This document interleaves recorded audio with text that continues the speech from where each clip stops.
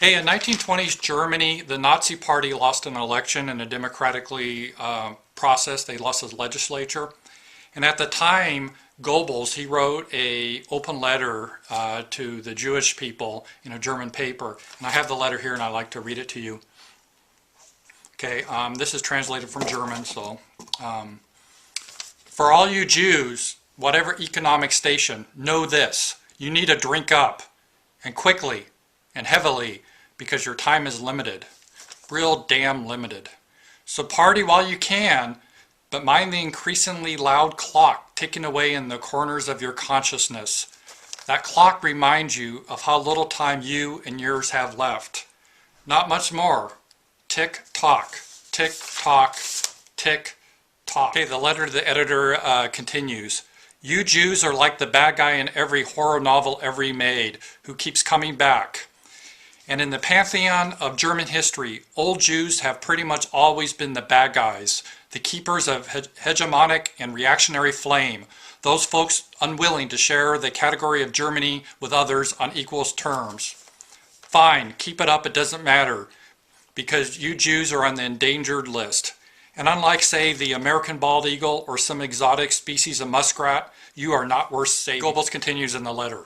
In 40 years or so, maybe fewer, there won't be any more Jews around who actually remember your religion and your cultural bullshit that you hold so dear to your heart. So to hell with you and all those who revere you. We are planning your destruction. We just have to be patient and wait for your hearts to stop beating. And they will stop. For some of you, real damn soon, truth be told. Do you hear it? Pretty scary stuff, right? That writing, I mean, is pretty much talking about genocide, foreshadowing a genocide. But I did some artistic license with that, I must tell you. That was not written in the 1920s. That was just written a week ago. And wherever the word Jew was put in, that actually didn't say Jew, it was about whites. Otherwise, it's exactly the same. And it was written in response not to the Nazis losing an election in the 1920s. It was written in response to the Republicans gaining control of the House of Representatives last week. The person who penned it wasn't Goebbels. It was a guy named Tim Wise. And Tim Wise is not just some random obscure guy on the internet that rants in his basement. Tim is known as one of the diversity experts in America. He's been on national news. Corporations pay him a lot of money to advise them on how they can implement diversity. Government agencies pay him to come in and consult and make diversity recommendations. Okay, since he wrote that essay, Tim has tried to edit it and change it, and he's tried to kind of step back a little bit and say he wasn't actually advocating the genocide of the white race. But it's out there. It's in Google Cache, and I'll point to it. You can see what he originally wrote. And the key is, this is guy's one of the leaders in what he thinks diversity means.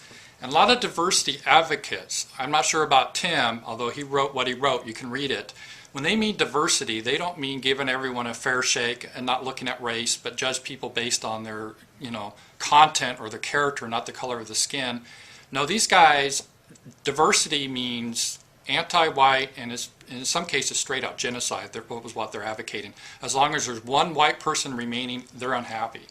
And it's interesting that Tim wrote this because I think he's done a lot of people a favor. So whenever he goes into these corporations or the government, I hope this gets out so they can see really what he believes and what his position on white people is. Because it's interesting, Tim goes around, he makes a career out of seeing hate everywhere. He sees hate everywhere.